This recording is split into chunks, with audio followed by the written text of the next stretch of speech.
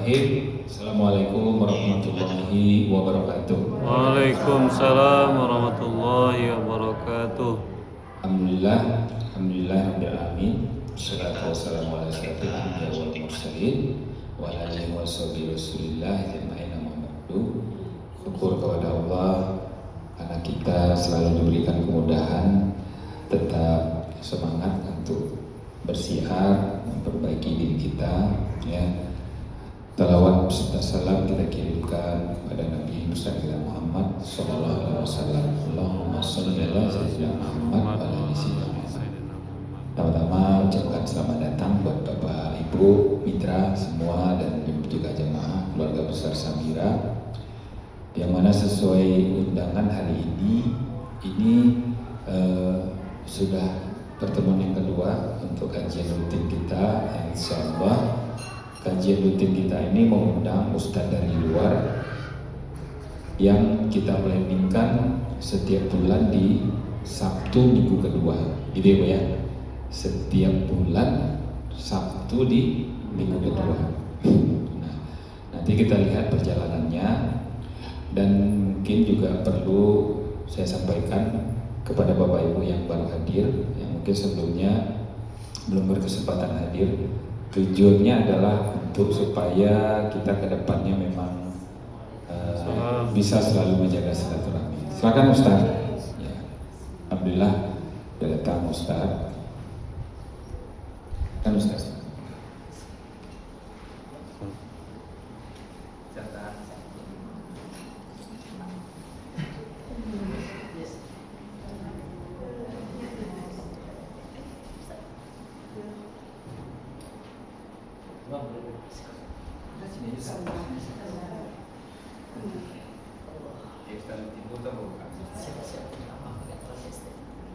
Jadi ini yang pertemuan kedua ya bagi yang baru hadir, dan insya Allah kita membuat pertemuan ini rutin setiap bulannya, dan kalau memang nanti waktunya cocok mungkin kita tambah, mungkin bisa jadi 2 kali dalam sebulan.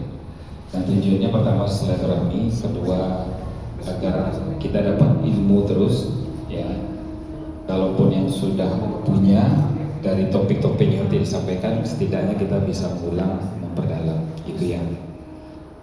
Dan kita planningkan memang dimulainya jam 10 terus supaya nanti sampai jam 12 kita isoma ya, baru nanti kita berkegiatan lain.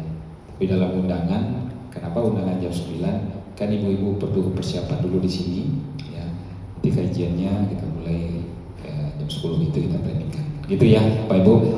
Berarti yang lain sambil jalan tentu kita manfaatkan waktu yang sudah ada. Sekarang sudah 10.25, jadi mungkin kita mulai saja. Alhamdulillah Ustaz sudah hadir.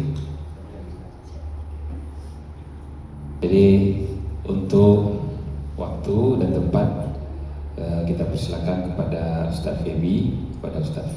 Kita persilakan.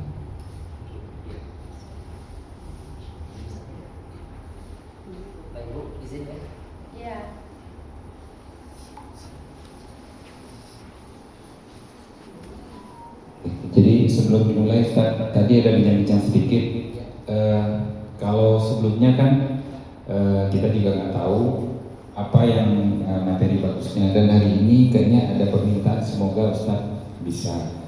Jadi kita kayak mau butuh mengenai ketauhidan dulu Ustaz, mungkin bagaimana selama ini mungkin ada teman-teman yang masih kurang memahami atau mungkin masih ada keraguan mengenai ketauhidan, karena di masyarakat kita ini kan kita sama tahu kadang-kadang ada hal-hal yang diturunkan dari atas, kita udah ikut aja. Kira-kira begitu Ustaz. Kalau memang memungkinkan, terima kasih. Terima kasih. Bismillahirrahmanirrahim. Assalamualaikum warahmatullahi wabarakatuh. Waalaikumsalam warahmatullahi wabarakatuh. Alhamdulillahi rabbil alamin. Nahmaduhu wa nasta'inuhu wa nastaghfiruh wa na'udzu billahi min syururi anfusina wa min sayyiati a'malina. Man yahdihillahu fala mudilla lahu wa man yudlil fala hadiya lahu. Asyhadu an la ilaha illallah wahdahu la syarika lah wa asyhadu anna sayyidana Muhammadan rahmatan lil alamin. Allahumma salli wa sallim wa barik wa karim wa hadzal nabiyil karim sayyidina wa habibina wa syafi'ina wa qurrati a'yunina wa maulana Muhammad sallallahu alaihi wasallam. Orang-orang tua-tua kita yang kita hormati dan muliakan, ayah-ayah, bunda-bunda yang hadir pagi hari ini tak dapat disebut satu-satu. Kemudian segenap didulukan selangkah, ditinggikan seranting.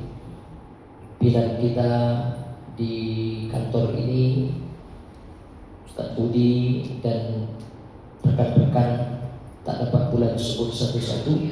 Kita doakan kepada Allah, mudah-mudahan pemimpin-pemimpin kita, Pak Budi dan kawan-kawan, insya Allah tetap istiqomah. Amin. Qoma, istiqomah diambil dari dua huruf, qaf, mim, qoma, artinya tegak. Kenapa disebut dengan istiqomah? Penambahan kalimat isti di awal itu menunjukkan orang yang sungguh-sungguh ingin tetap tegak lurus, tidak bergeser walaupun bermunculan macam-macam travel yang lain, saingankah namanya, atau orang kurang baikkah dalam berbisnis dan lain sebagainya. Kita tidak goyah, istiqomah. Mudah-mudahan dalam kepemimpinan Pak Budi dan kawan-kawan, Ustaz Budi, insya Allah Allah hadirkan selalu istiqomah. Begitu juga dengan Bapak Ibu, kita dalam menyampaikan kebaikan dan kebenaran ini ujiannya banyak. Datang Ibrahim, Allah hadirkan pula Namrud.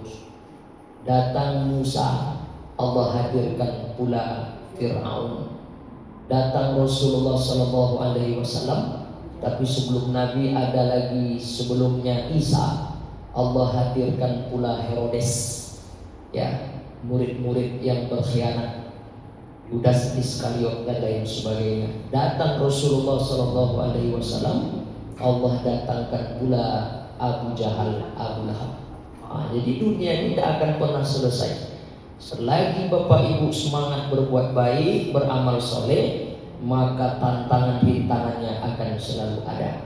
Disinilah letak tauhid kita, bahwa kita yakin hanya kepada Allah Subhanahu wa Ta'ala. Selagi itu baik, selagi itu benar, selagi ini di jalan Allah, istiqomah. Walaupun tantangan-rintangan dan lain sebagainya begitu banyak sekali. Bapak Ibu yang dimuliakan Allah Subhanahu wa Ta'ala, maka doa kita pagi hari ini adalah mudah-mudahan kita semua ini Allah berikan istiqomah dalam kebaikan dan kebenaran. Amin ya rabbal alamin. Ustaz-ustaz kita, guru-guru kita, buya-buya kita yang mungkin juga hadir bersama kita pagi hari ini tak dapat pula disebut satu-satu. Mudah-mudahan duduknya orang-orang alim, orang-orang soleh bersama kita menambah-nambah keberkahan travel Samira ini hendaknya. Amin ya rabbal alamin. Kecil tak tersebut nama, besar tak pula terhimbau gelarnya. Insya Allah ibu-ibu, sebenarnya ibu-ibu ini kata sebagian orang sebaik-baik sholat bagi perempuan. Ini nanti kaitannya, karena ada sebagian orang, perempuan jangan keluar, perempuan jangan cari nafkah, perempuan tak payah cari uang, di rumah saja. Sama dengan sholat, perempuan jangan ke masjid. Kenapa? Ada hadisnya. Sebaik-baik sholat bagi perempuan dalam pekarangannya. Kalau dalam pekarangan itu ada rumah, dalam rumahnya. Kalau dalam rumah itu ada bilik, dalam biliknya. Kalau dalam bilik itu ada lagi lemari kecil, masuklah dalam. Begitu agak-agaknya. Kenapa begitu dulu sama dengan di Palestina sekarang? Di Palestina perempuan tak boleh keluar. Kenapa? Tentara Yahudi jahat-jahat, zalim-zalim, ditangkapnya, diperkosanya, dibunuhnya. Itu dulu. Sama dengan perempuan. Banyak jamaah bertanya, Ustaz, memang betul ya Pak Ustaz, kami ibu-ibu ini tak boleh mengantarkan jenazah ke kuburan. Memang tak boleh kami ikut ziarah Pak Ustaz. Dulu memang tak boleh. Mengapa dulu tak boleh? Karena iman lemah, kata Nabi. Dulu aku larang kalian ziarah kubur, kata Nabi, karena iman lemah. Sekarang fazuruha, ziarahlah.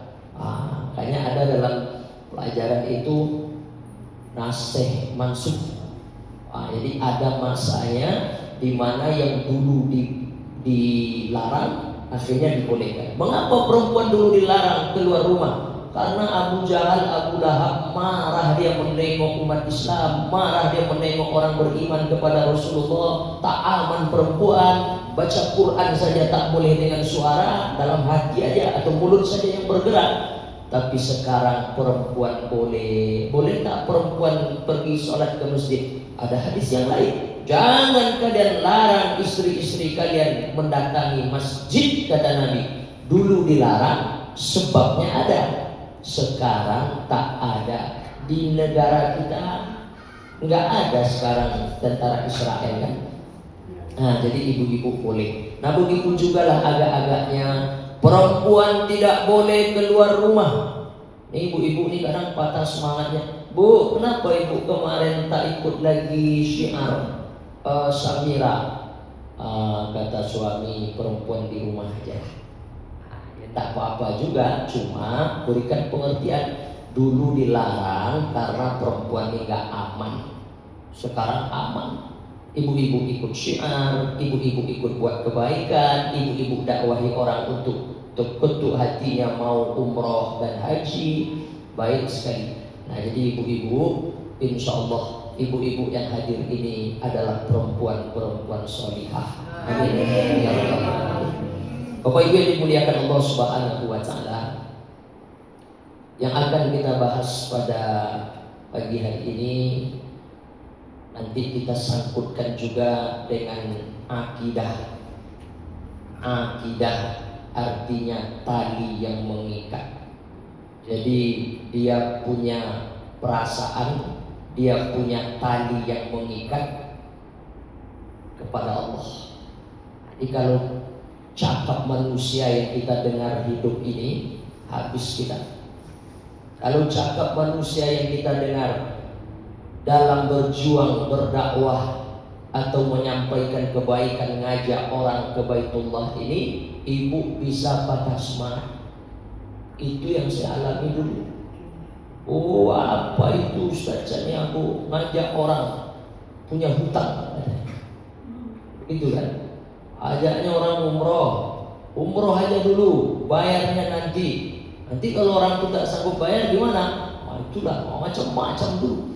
Nah, karena mereka belum tahu. Ya, nah Bapak Ibu yang dimuliakan Allah Subhanahu wa Ta'ala.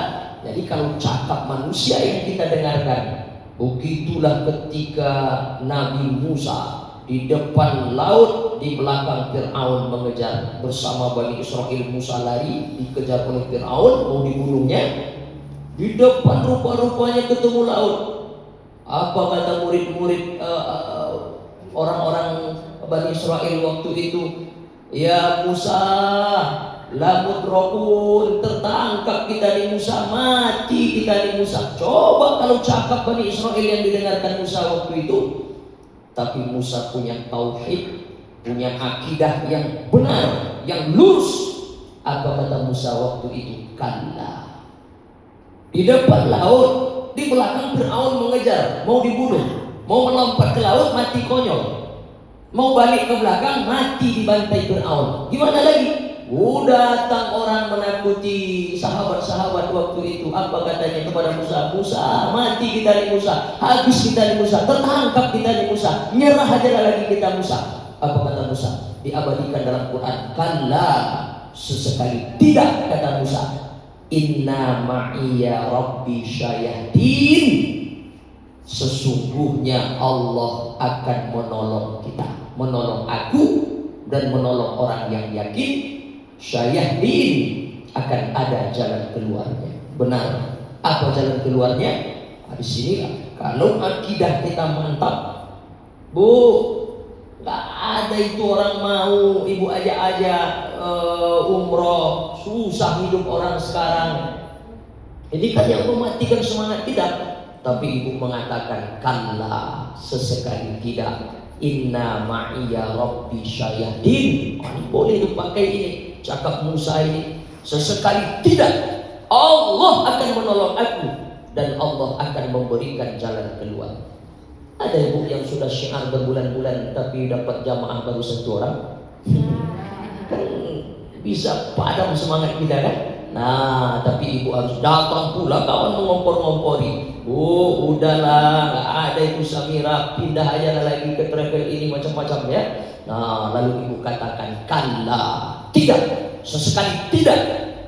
Inna ma'iya rabbi syayahdin. Yakinkan hati, Allah akan menolong kita dan Allah akan memberikan jalan keluar dalam permasalahan kita. Musa, pukulkan tongkatmu ke laut. Inilah yang disebut wa may yattaqillah, orang-orang yang meningkatkan takwanya kepada Allah, rasa takutnya kepada Allah. Yaj'al lahu makhraja, makhraj, jalan keluar. Kenapa orang mengaji itu mesti ada pelajaran makhrijul huruf? Supaya keluar huruf itu benar dia sebut makhraj, keluar, jalan keluar. Makhraja, Allah berikan solusi dari setiap permasalahannya. Wa yarzuquhu min haitsu la yahtasib. Kadang datangnya pertolongan itu, rezeki itu dari tempat tidak disangka-sangka. Siapa yang menyangka? Belum pernah terjadi sebelumnya dan tidak pernah terjadi sesudahnya. Apa itu? Dipukulkan tongkat ke laut, laut itu terbelah. Kalau bapak ibu tak percaya, pergilah ke Pantai Purus, cari batang kayu satu, aku pukulkan. Bisa tak terbelah? Belum pernah terjadi sebelumnya dan tidak akan pernah lagi terulang sesudahnya. Tapi begitulah Allah punya kuasa. Pukulkan tongkatmu itu ke laut Musa.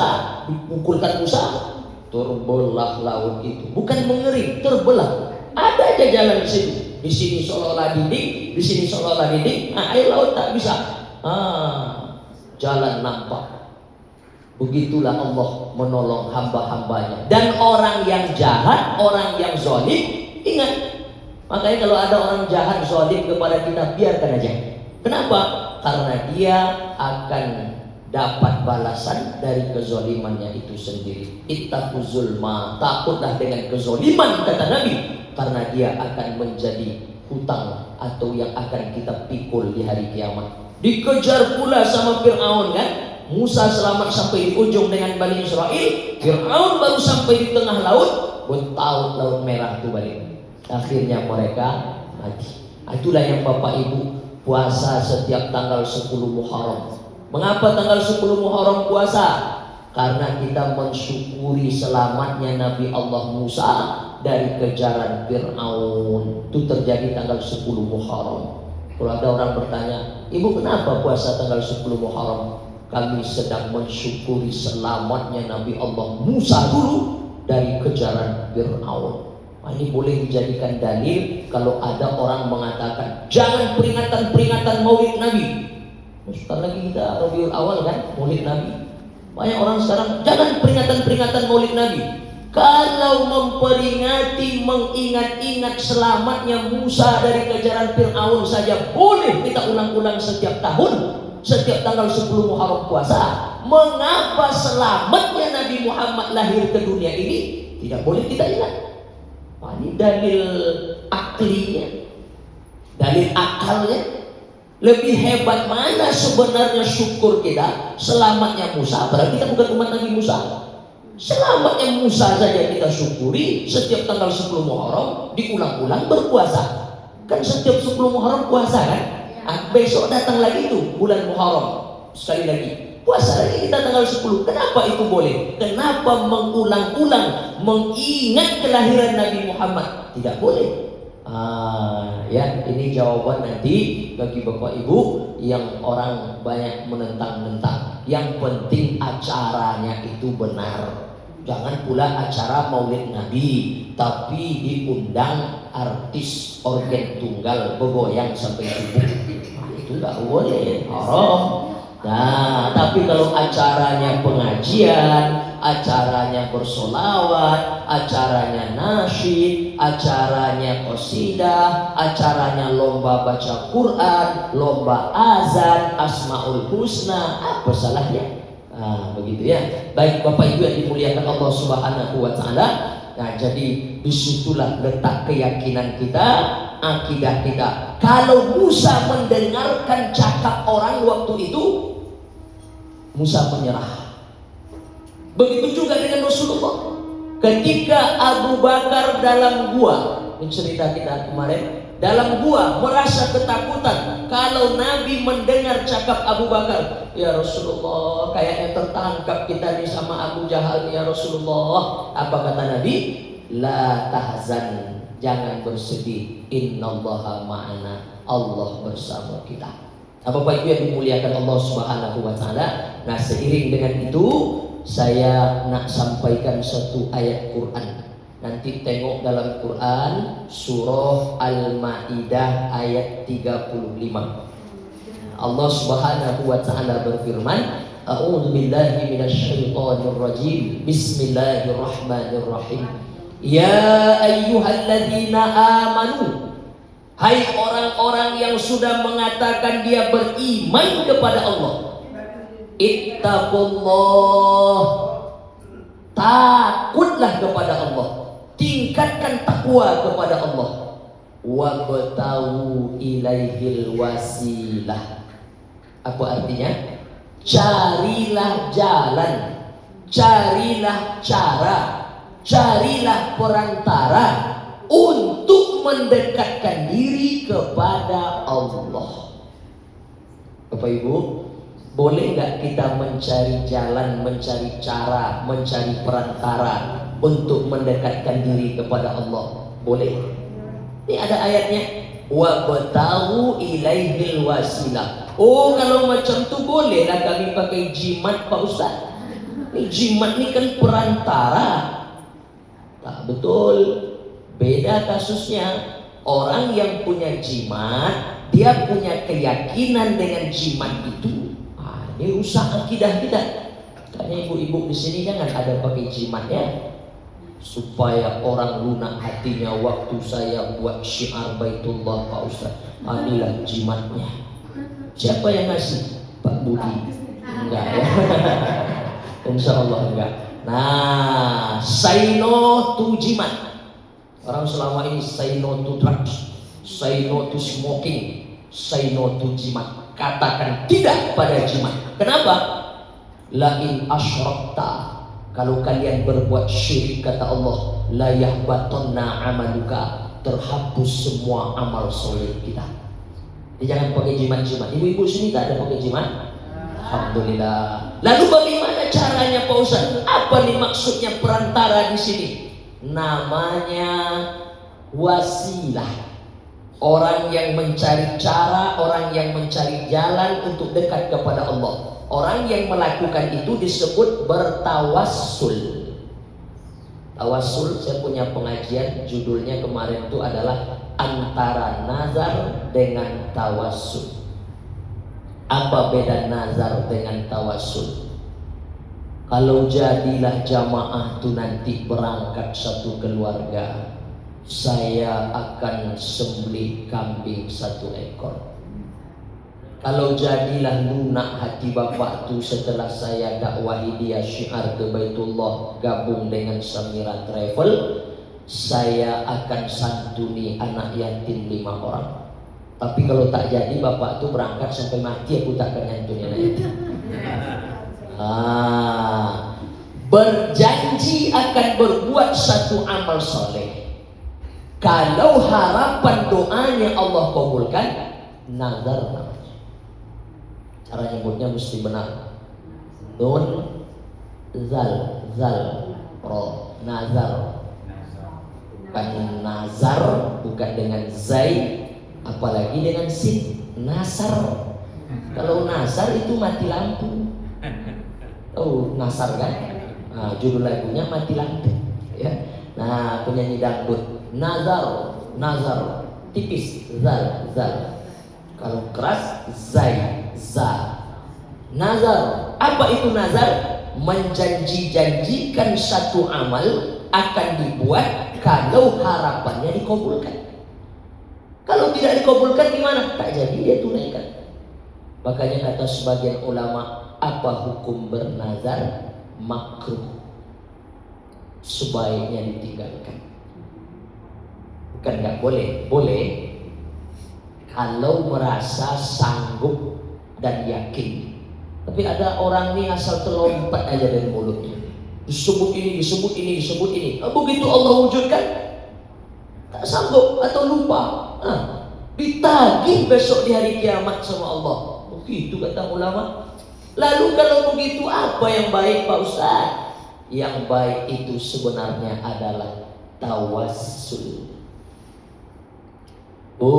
Besok kita pergi ke Dharmasraya. Apa acara? Satu masjid orang menanti kita di situ untuk ingin mendengarkan tentang Samira Travel. Berapa orang? 250 orang sudah terdaftar. Ada kawan kita jadi panitia di situ. Kapan berangkat? 3 hari lagi. Besok hari undang anak yatim ke rumah. Berapa orang? 10 orang. Contoh, santuni dia, kasih makan yang enak, kasih minum yang dia suka, bagi amplop, senangkan hatinya.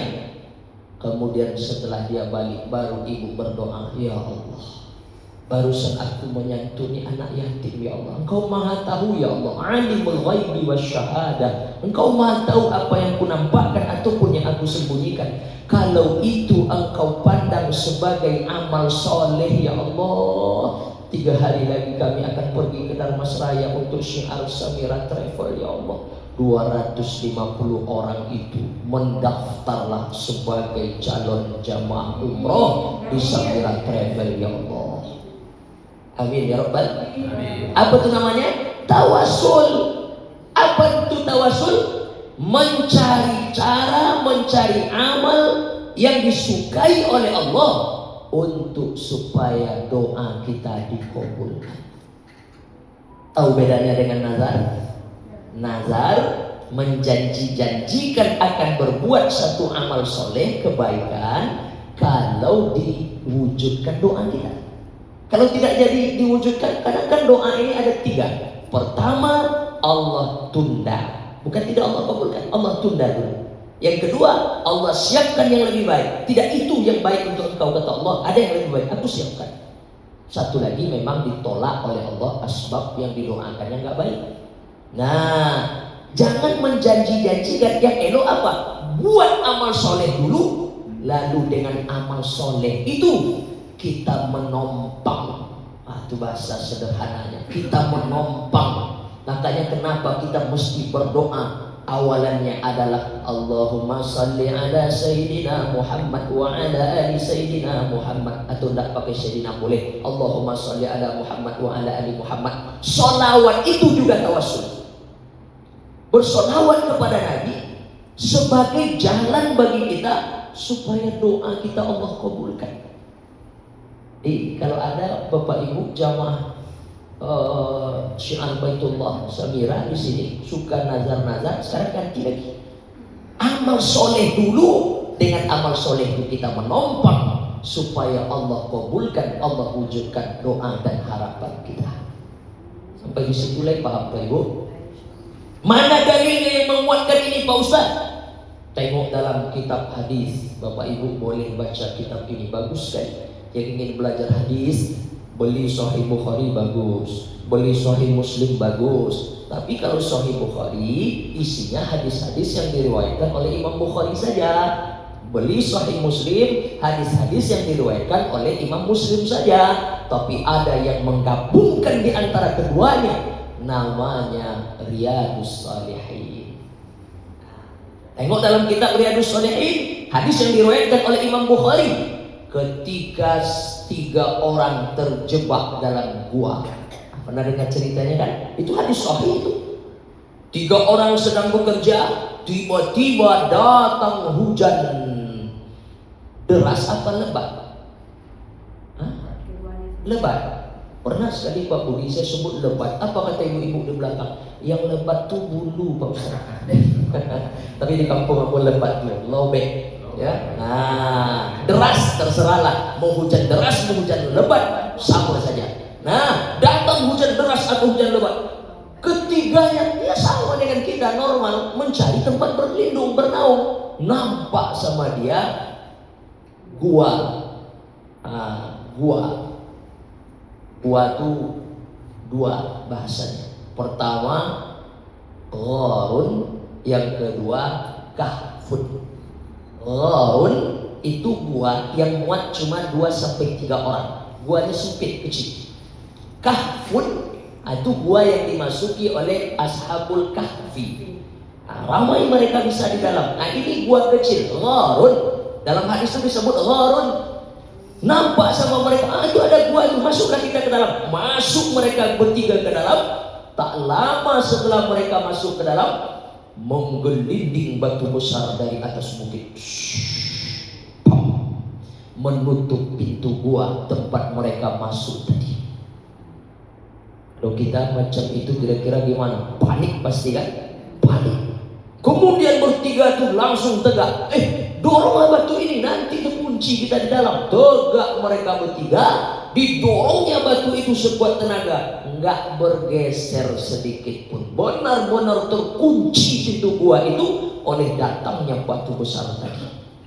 Didorong lagi, nggak juga. Didorong lagi, nggak juga. Nih di sini letak keyakinan, di sini letak akidah. Ya, keyakinannya kepada Allah bahwa kalau usaha nggak bisa lagi menolong, maka doalah yang menjadi tautan. Ini Bapak Ibu, jangan hanya mengandalkan usaha kita saja. Itu ibu tuh kemarin umroh karena usaha saya. Ada orang tidak diajak, dia sendiri yang datang. Bu, saya mau mendaftar bu, saya mau umroh bu. Jadi tidak semua karena usaha, mesti ada doa. Inilah ahlus sunnah wal jamaah. Usaha atau ikhtiar, doa, fatawakkal 'ala Allah. Usaha dengan doa beriringan. Sudah dilakukan dua ini dengan sempurna, fatawakkal 'ala Allah, serahkan kepada Allah. Ibu datangi, jangan main telepon aja, datangi, sampaikan presentasi, bawa laptop, bawa infocus, sudah sempurna, cetak flyer, sudah Pak Ustaz, mantap, berarti ikhtiar sudah sempurna. Habis itu berdoa. Tak boleh hanya nggak usah doa lagi. Kenapa? Semuanya udah saya lakukan. Saya nggak ada lagi, semuanya flyer sudah, chat WA informasi semua sudah, saya presentasi kemarin dengan mantap sudah, dah lah itu. Kita mesti ada doa. Kenapa? Macam orang yang terjebak dalam gua ini, jadi kalau sudah doa gimana Pak Ustaz? Barulah berserah kepada Allah. Fatawakkal 'ala Allah. Itulah takdir. Qada, takdir. Di mana letaknya? Setelah dua ini dilakukan. Kita bukan orang Jabariyah. Jabariyah ini keluar dari Ahlus Sunnah wal Jamaah. Orang Jabariyah itu macam mana? Nan rasa kiawa de awak Pak Ustaz. Tak usaha pun kita, rezeki kita tetap punya kita. Ada betulnya, tapi orang Jabariyah yang mengatakan segala sesuatu yang terjadi ini semuanya kehendak Allah dan dia tidak punya usaha apa-apa, dia tidak punya daya upaya apa-apa. Ini enggak betul juga. Ada kudrah dan iroda Allah, ada kehendak, ada kuasa Allah, betul. Tapi kita mesti juga ikhtiar. Ya, ini jangan ibu hanya duduk aja. Ini kalau jamaah Samirani nggak syiar, kira-kira ada orang yang tiba-tiba segerombolan 38 orang mendaftar aja? Enggak. Ada ikhtiar kita, ada usaha kita. Ini juga harus letak nih akidah kita di sini ya. Ini jangan sampai salah. Ada akidah namanya Jabariyah, ada akidah namanya Qadariyah. Apa bedanya Jabariyah dengan Qadariyah? Ini bak bumi dan langit. Orang Jabar artinya terpaksa. Dia mengatakan kita apapun yang terjadi di dunia ini dapat jamaah dalam 4 bulan ini 2 orang. Dapat ibu tuh baru dia syiar 2 pekan sudah 20 orang. Ini jabbar, ini terpaksa. Semuanya sudah kehendak Allah. Dia berdiam diri saja, tak betul. Ada satu lagi, Qadariyah. Dia meniadakan takdir. Apa yang saya lakukan, ini saya buat, ini saya dapat. Kalau saya tidak begini, maka tidak akan begitu. Oh, ini nggak benar juga. Makanya akidah Ahlus Sunnah wal Jamaah itu mesti 3 nih harus ada: ikhtiar, doa, fatawakkal 'ala Allah, berserah kepada takdir. Sudah dilakukan dengan maksimal, sudah didoakan setiap sholat tahajud, enggak juga. Apa ucapan kita? Qadarullah, ini takdir dari Allah. Ya, baik Bapak Ibu yang dimuliakan Allah Subhanahu wa Ta'ala, balik ke cerita yang tadi. Ini kalau lama betul kita cerita kemana-mana. Yang 3 orang di gua tadi gimana ceritanya? Yang 3 orang tadi mulai berputus asa dia, ya Allah gimana lah ini, usaha sudah dicoba, enggak juga. Barulah 1 orang mengatakan, kalau usaha tidak membuahkan hasil, maka doa yang menjadi tautan kita. Di sini letak keyakinannya. Dan mereka berdoa dengan tawassul. Tawassulnya dengan apa? Menyebut amal solehnya. Bapak Ibu, jadikan amal soleh kita sebagai jalan, sebagai wasilah supaya Allah ridho kepada kita. Ridho artinya senang, ridho artinya suka, ridho artinya mencintai, menyayangi. Jadi kalau ada orang, mudah-mudahan kita semua dalam ridho Allah. Artinya apa? Mudah-mudahan Allah suka kepada kita semua, mudah-mudahan Allah cinta kepada kita semua. Itu artinya. Nah, bagaimana caranya? Mereka sebutlah amal solehnya. Apa amal soleh yang mereka ingat disebutnya? Orang pertama berdoa. Apa doanya? Ya Allah, dulu aku punya seorang pembantu di rumah yang suka bantu-bantu rumah tangga. Satu hari ya Allah, aku balik pulang ke rumah, dia tidak ada di rumah. Aku tanya istriku tak tahu, aku tanya anak-anakku pun tak tahu. Rupanya dia sudah kabur. Yang aku sesalkan, ya Allah, gaji terakhirnya bulan itu belum aku bayarkan. Itu bukan hak aku ya Allah. Sudah ada gaji itu mau aku kasih lagi, tapi dia sudah keburu pergi. Enggak sama dengan zaman sekarang. Zaman sekarang bisa dilacak, masukkan nomor HP-nya, ketahuan di mana dia berada kan. Nah, itu enggak ada masa itu. Lalu kemana? Sudah aku coba cari ya Allah, ini ikhtiar, usaha. Coba cari, tanya sini, tanya, enggak jumpa-jumpa. Dan itu berlangsung dalam waktu yang cukup lama. Aku khawatir ya Allah, ini gajinya ini kalau aku makan haram ya Allah. Lalu aku punya inisiatif, aku belikanlah kambing 2 ekor, jantan 1, betina 1. Aku jaga kambing itu ya Allah baik-baik.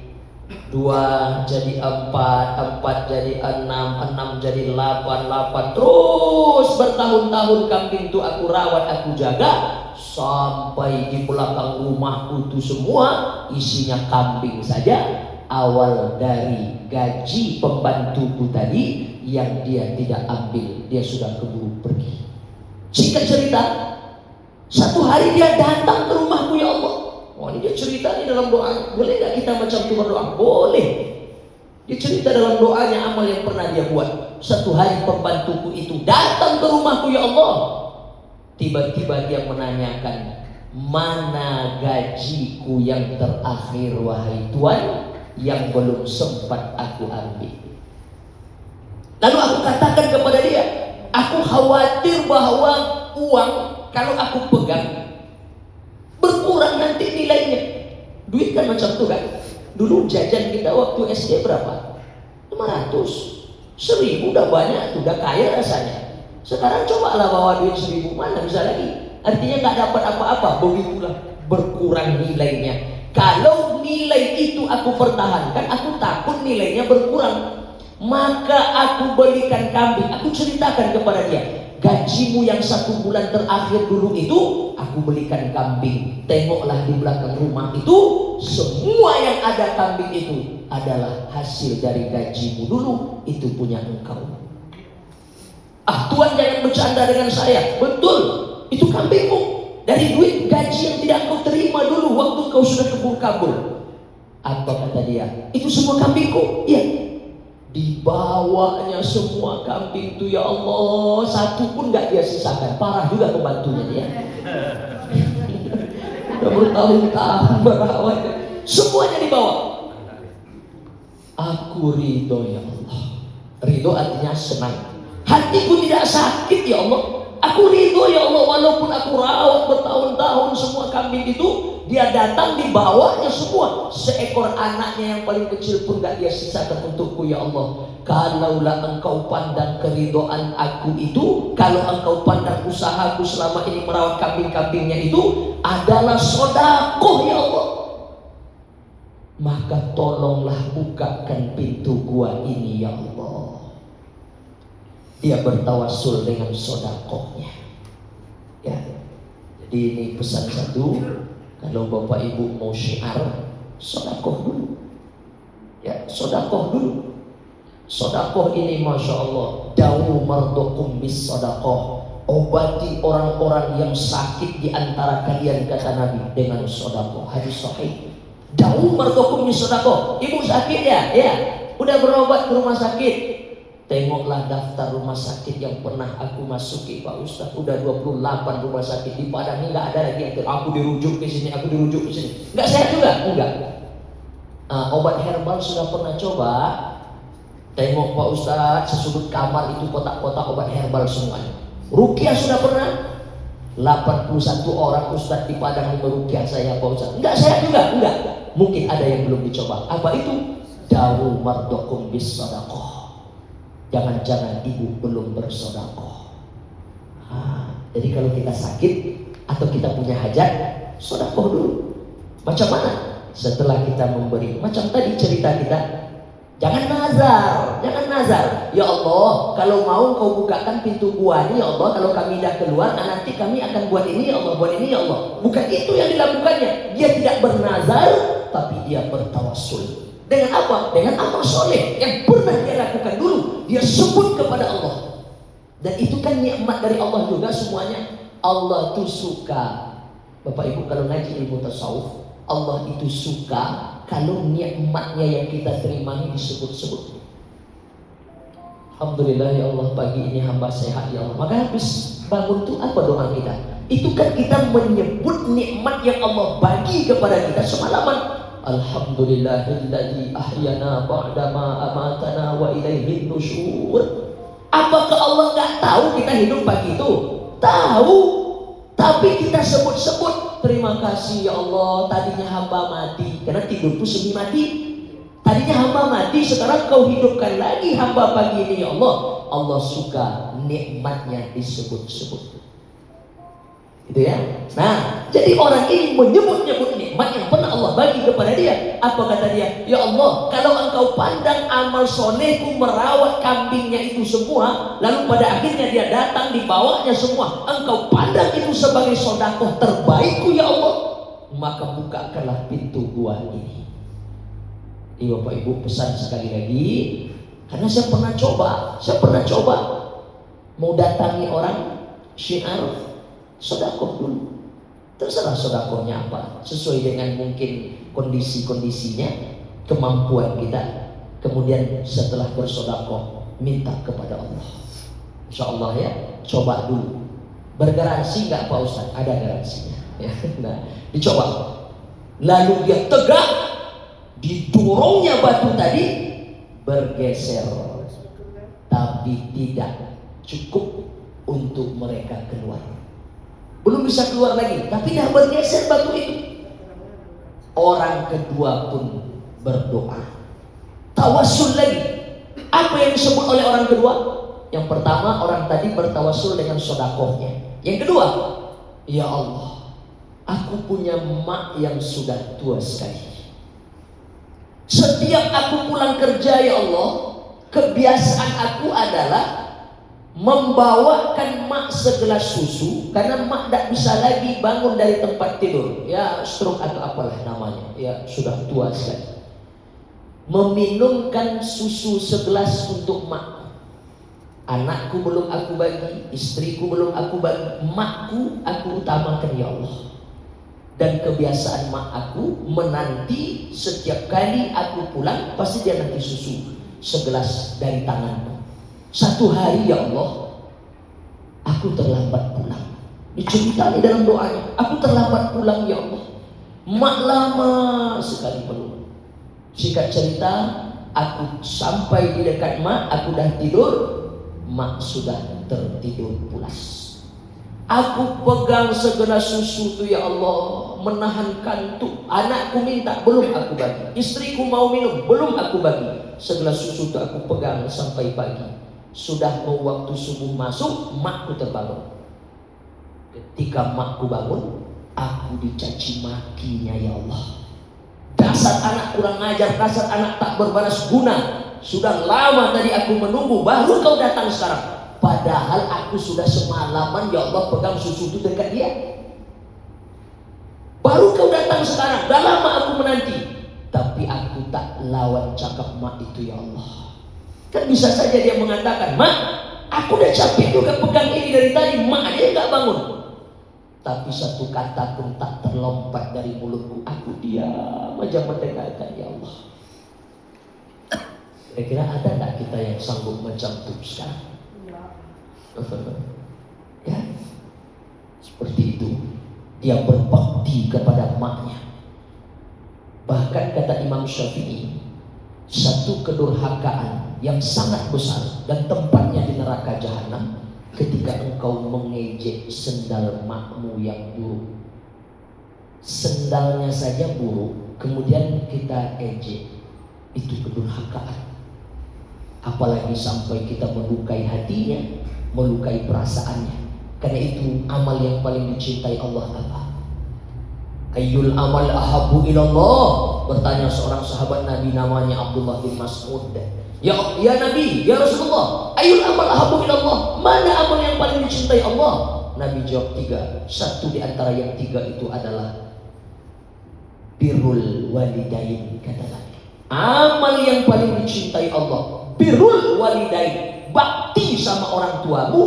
Di hadis yang lain, ala unabbiukum bi akbaril kabair, maukah kalian aku tunjukkan, kata Nabi, ada dosa yang paling besar di antara yang besar? Bala ya Rasulullah, mau ya Rasulullah. Apa dosa yang paling besar di antara yang besar? Uququl walidain, kata Nabi, durhaka kepada mak ayah. Nah, jadi dosa paling besar durhaka sama mak ayah. Amal yang paling dicintai Allah, kata Nabi, berbakti kepada mak ayah.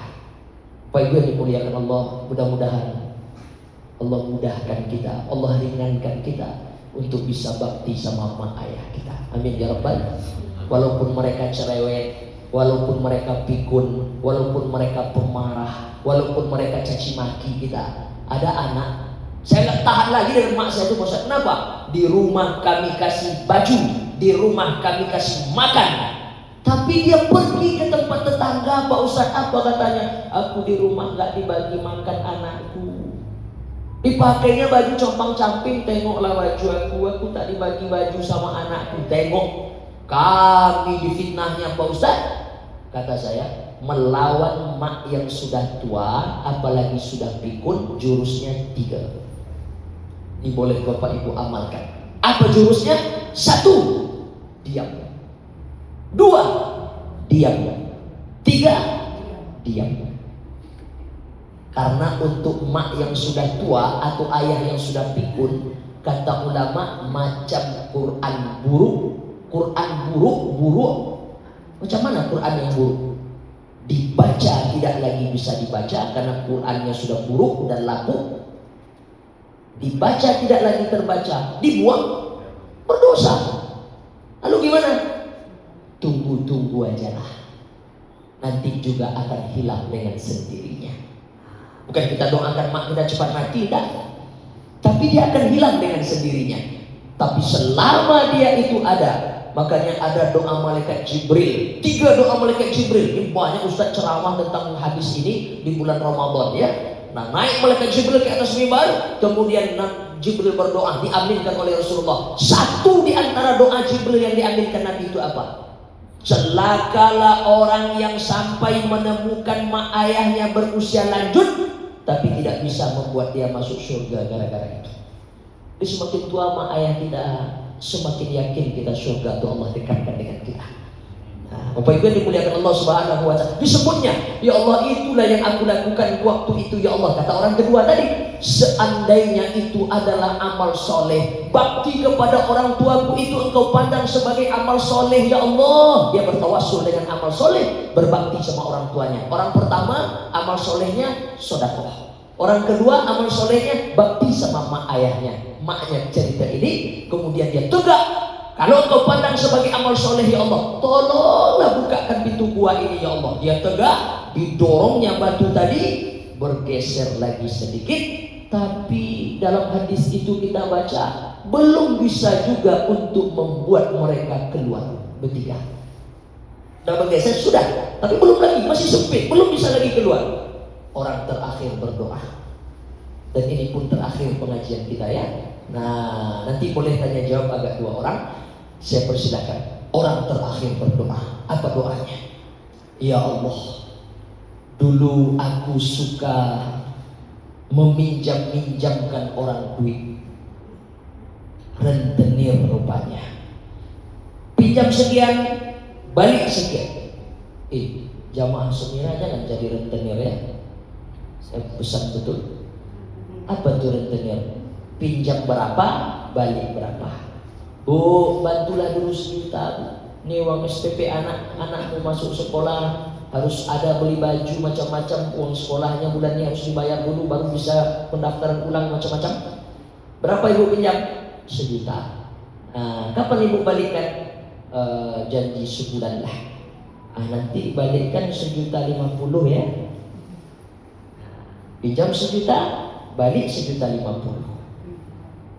Pinjam 2 juta, balik 2.100.000. Riba, rentenir, lintah darat. Orang terpaksa mau, kenapa? Ya karena nggak ada lagi pilihan. Ini tak elok ya. Nah, jadi Bapak Ibu yang dimuliakan Allah Subhanahu wa Ta'ala, aku rentenir ya Allah, kata dia. Aku kaya, aku punya duit, aku punya hepeng, aku punya dinar dirham yang banyak. Kemudian aku pinjamkan. Satu hari ya Allah, terjerat hutanglah seorang laki-laki. Laki-laki itu punya anak gadis. Anak gadisnya cantik jelita ya Allah. Sudah lama aku suka kepada dia. Setiap kali aku taksir, setiap kali aku naksir dia, aku sampaikan perasaanku kepada dia, aku ajak dia menikah denganku, ditolaknya ya Allah. Dia nggak mau. Satu hari ayahnya terjerat hutang. Kemudian tak sanggup lagi ayahnya bayar. Kata ayahnya, sekarang terserah engkaulah lagi Tuhan, mau masukkan aku ke penjara silahkanlah, aku tak sanggup lagi bayar. Rencananya memang aku masukkan penjara dia, aku laporkan, begitulah agak-agaknya hari ini ya.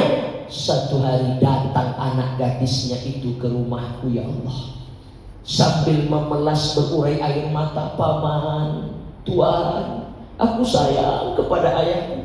Janganlah kau masukkan ayahku ke dalam penjara karena hutangnya yang banyak. Biar aku sebagai penebusnya, apa yang harus aku lakukan supaya hutang ayahku lunas. Aku suka kepada dia ya Allah. Maka terlompat dari mulutku waktu itu, maaf. Tapi begitulah ceritanya. Apa yang disampaikan orang ini, kalau engkau mau aku gauli malam ini, seluruh hutang ayahmu lunas. Dengan derayan air mata dia mengangguk karena dia sayang kepada ayahnya. Malam itu datang ya Allah, sebentar lagi aku akan melakukan perbuatan itu kepada dia, aku akan menggaulinya ya Allah. Tiba-tiba terlompat dari mulut perempuan itu, wahai Tuhan, ittaqullah, takutlah kepada Allah. Kalimat yang mengalir dari mulutnya itu membuat gemetar seluruh tubuhku ya Allah. Kalimat dia katakan ittaqullah, takutlah kepada Allah, membuat seluruh tubuhku bergetar. Rasa takut di hatiku datang. Tiba-tiba aku teringat dengan Engkau. Aku takut ya Allah. Kemudian aku tinggalkan dia. Aku lari sejauh-jauhnya ya Allah. Tak jadi aku berbuat dosa, tak jadi aku berzina ya Allah, karena aku takut kepada Engkau. Kalau rasa takut yang aku simpan waktu itu tidak jadi aku bermaksiat karena rasa takutku kepada Engkau ya Allah, tidak jadi hamba untuk berbuat dosa. Kalau Engkau pandang rasa takut itu adalah amal soleh ya Allah, tolonglah bukakan pintu gua ini ya Rabb. Tegak ya Bapak Ibu. Didorongnya batu tadi bergeser, menggelinding batu tadi ke dalam jurang. Pintu gua terbuka. Masya Allah. Bapak Ibu yang dimuliakan Allah, 3 orang terjebak dalam gua, tak tahu lagi apa yang harus dilakukan karena pintu gua tertutup rapat oleh batu besar. Mereka bertawassul dengan amal solehnya, tapi dengan keyakinan. Ingat, orang tak akan dikabulkan doanya kalau dia ragu dengan doanya. Maka kita yakin, asini akidah kita ya. Aku beserta sangka hambaku. Itu kata Allah dalam hadis qudsi. Apa yang menjadi sangka kita? Sangka kita kalau jamaah ini akan segera daftar. Sangka kita kalau kita akan menampilkan nanti presentasi syiar yang terbaik dan hati mereka akan luluh karena Allah juga yang punya kuasa hati. Lalu kita berdoa dengan tawassul. Dia bertawassul. Orang pertama tawassul dengan sedekah. Orang kedua bertawassul dia bakti kepada emaknya. Orang ketiga bertawassul rasa takutnya kepada Allah, tidak jadi dia berbuat dosa. Ya Allah, dulu ada orang datang ke rumahku ya Allah. Tiba-tiba dia katakan, Bu, tolonglah aku dulu 2 juta ibu, anakku mau bayar uang kuliah. Kalau nggak dibayar sekarang dia nggak bisa ikut. Nanti aku kembalikan duit ibu 2.500.000. Aku janji Bu, 2 pekan lagi aku bayar. Waktu itu ya Allah, aku takut kepada Engkau. Lalu aku katakan, Bu, bawa ajalah 2 juta ini. Kita buat hitam di atas putih ya. Tapi ibu nanti balikan 2 juta juga. Tidak ada tambah-tambah. Takutku memakan yang 500 itu karena aku takut kepada Engkau ya Allah, makan riba. Amal soleh. Kalau engkau pandang itu adalah amal soleh ya Allah, besok hamba akan syiar 100 orang akan mendengar. 100 orang itu mudah-mudahan berangkat umroh dengan Samira semuanya. Gitu ya. Baik, Bapak Ibu yang dimuliakan Allah Subhanahu wa taala. Pak Budi, barangkali itulah sedikit masalah akidah. Nanti di lain waktu dan kesempatan kapan-kapan bila-bila nanti saya tak payah pula lah jelaskan akidah itu dasar katanya apa dan lain sebagainya. Boleh juga, tapi saya yakin hari ini saya ceramah bukan di hadapan orang yang awam. Tapi kalau nak ada nanti kita bahaskan sedetil-detilnya, boleh juga. Ya, tapi saya tak mau pula tadi membahaskan dari awal betul. Takutnya ibu-ibu ini dalam hatinya bercakap pula Pak Budi, macam bodoh aja kami ini. Makanya saya kaitkan aja langsung. Orang ini punya keyakinan ya, dengan doanya yakin dia kepada Allah, maka Allah berikan min haitsu la yahtasib. Ya. Kemudian apa lagi? Jangan nazar tapi tawassul. Saya tidak mengatakan nazar itu nggak boleh, tapi kalau bisa jangan menjanji-janjikan. Sekali lagi saya ulang ya sebagai penutup. Kalau jadilah jamaah itu nanti daftar, saya akan puasa 3 hari. Ya, kalau nggak jadi gimana? Aku tak akan pernah puasa sunnah ya Allah. Itu nazar namanya. Kalau nanti jamaah itu mendaftar 100 orang ya Allah, aku akan sembelih kambing, aku akan buat doa. Kalau nggak jadi, ya nggak jadi beramal soleh. Makanya kata ulama sebagian nazar itu makruh. Yang paling elok wabtahu ilaihil wasilah, bertawasul, mencari jalan, amal soleh dulu, buat amal baik dulu, amal soleh dulu. Dengan amal soleh dan kebaikan itu kita berdoa supaya hajat kita disampaikan Allah Subhanahu wa taala. Sampai di situ lah paham Bapak Ibu kaji kita. Alhamdulillah. Saya rasa itu yang dapat disampaikan pada pagi hari ini. Karena acara inti habis ini tentu ada lagi. Apa acara intinya? Makan siang bersama. Cuma lagi-lagi nih Pak Budi, saya bawa air minum aja lah nanti. Itu udah sedekah dari Bapak Ibu. Karena saya ditunggu pula di daerah Pengambiran, agak jauh ya. Ustaz, tanya Ustaz. Baik, nah sekarang kita buka sesi tanya jawab ya. Sekitar 15 menit kita bertanya jawab. Silakan Pak. Assalamualaikum warahmatullahi wabarakatuh. Waalaikumsalam.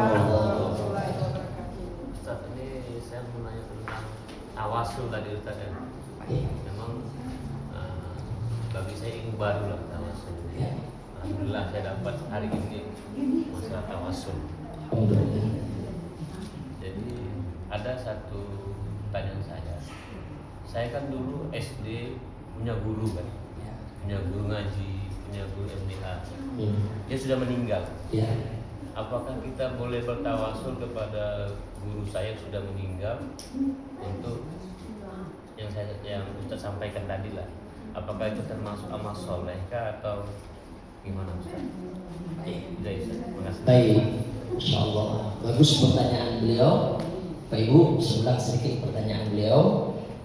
Intinya adalah, bolehkah kita bertawasul dengan menyebut orang-orang baik, orang-orang soleh? Salah satunya siapa? Guru-guru saya Pak Ustaz. Guru SD saya, guru mengaji saya. Kita sering ya Bapak Ibu kalau pergi mungkin ke daerah-daerah Kepulauan Riau ya, sering doa itu diawali dengan menyebut nama-nama ulama seperti Syekh Abdul Qadir Al-Jilani. Pernah ya? Kok disebut-sebut nama itu? Dianggap beliau wali Allah. Dan saya yakin beliau memang wali Allah. Orang baik, orang soleh. Kita menompang dengan kesolehannya. Ingat, ini banyak orang yang salah ini benang halusnya. Dikiranya kita berdoa kepada Syekh Abdul Qadir Al-Jilani. Bukan. Sama ke kuburan. Saya pernah juga bawa jamaah dulu waktu di Batam itu. Pergi kami ke Pulau Penyengat. Di situ kan ada kuburan-kuburan wali Allah ya. Nah, orang soleh dulu. Lalu kita bawa jamaah ke situ. Kata orang, Ustaz Caniago masuk juga kelompok kuburiyun ya. Berdoa-doa di kuburan. Berdoa di kuburan itu kita mendoakan orang yang ada di kubur, bukan meminta kepada orang yang ada di kubur. Lalu satu lagi, berdoa kepada Allah, menyebut nama orang soleh, wali-wali Allah. Ataupun tadi yang paling tinggi adalah Rasulullah SAW. Kenapa kita bersolawat kepada Nabi? Itu tawasul.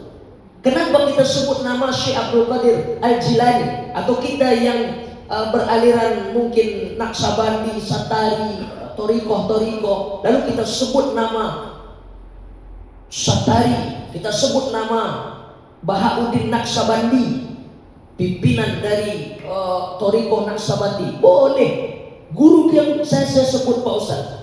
Tapi yakini dulu bahwa guru kita itu orang baik, ya, orang soleh, insya Allah ahli surga, boleh, tak apa-apa, ya.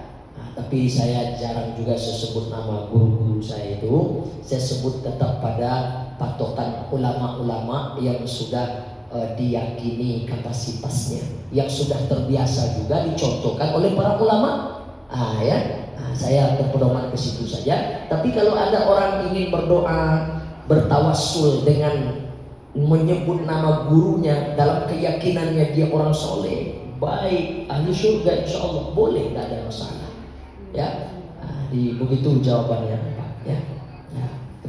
Jadi maaf, ada ayat Nabi Musa tadi yang lagi kalah di apa? Masya Allah, baik. Ayat berapa? Surat apa Pak? Lupa pula saya.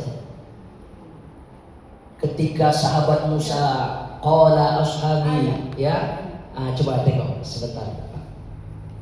Nanti bisa dicatat itu. Ya, doa Nabi Musa, doa Nabi Sulaiman. Ya.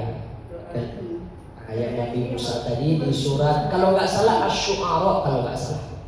Coba ketik aja di Google Nabi Musa atau ayat itu diketik kala Asy-Syu'ara ayat 62. kan Asy-Syu'ara ya. Nah, betul. Asy-Syu'ara ayat 62. Betul. Saya ingat ayat suratnya, ayatnya saya lupa.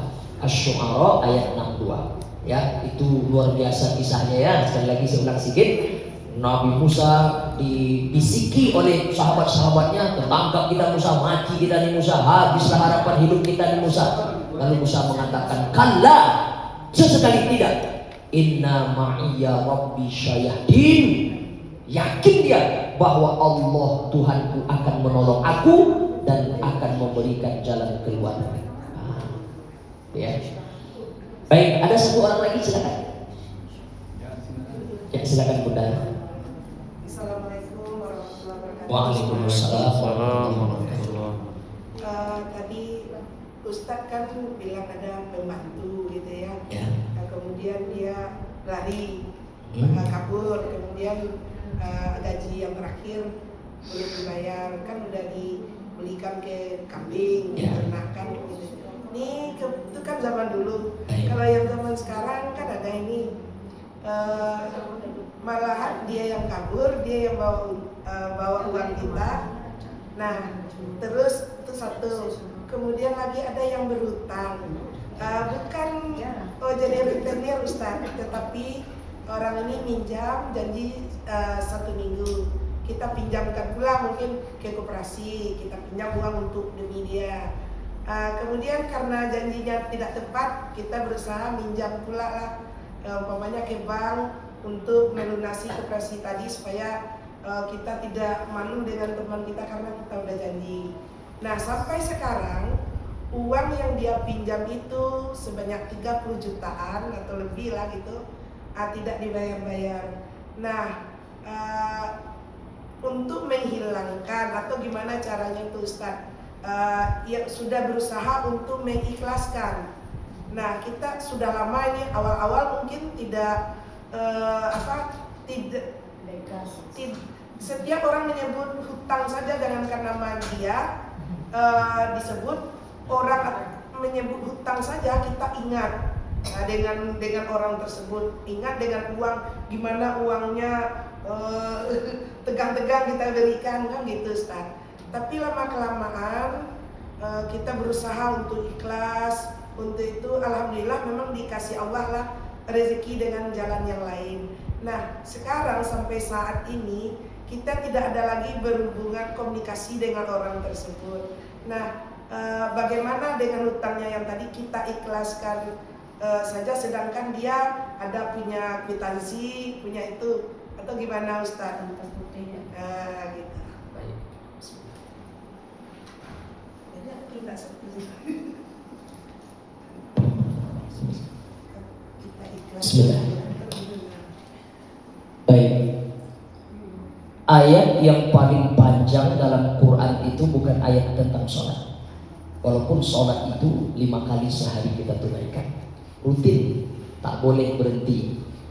Ayat yang paling panjang dalam Quran bukan ayat haji dan umroh, karena walaupun biayanya mahal, pakai duit bisa berangkat, tapi bukan cerita itu ayat yang paling panjang. Ayat yang paling panjang bukan ayat tentang puasa, walaupun menahan dari pagi sampai maghrib.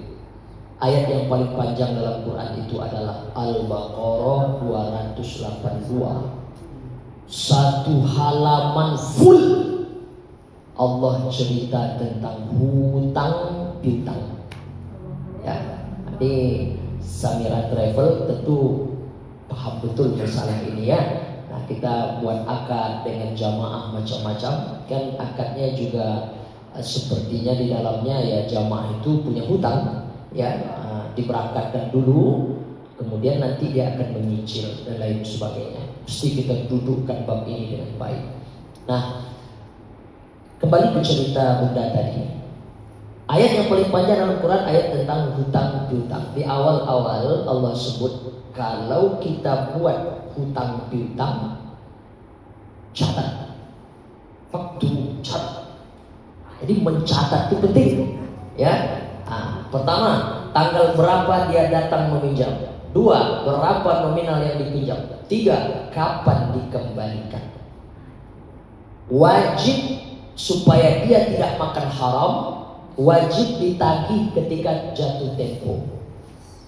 Tapi kalau tidak jatuh tempo nggak boleh ditagih.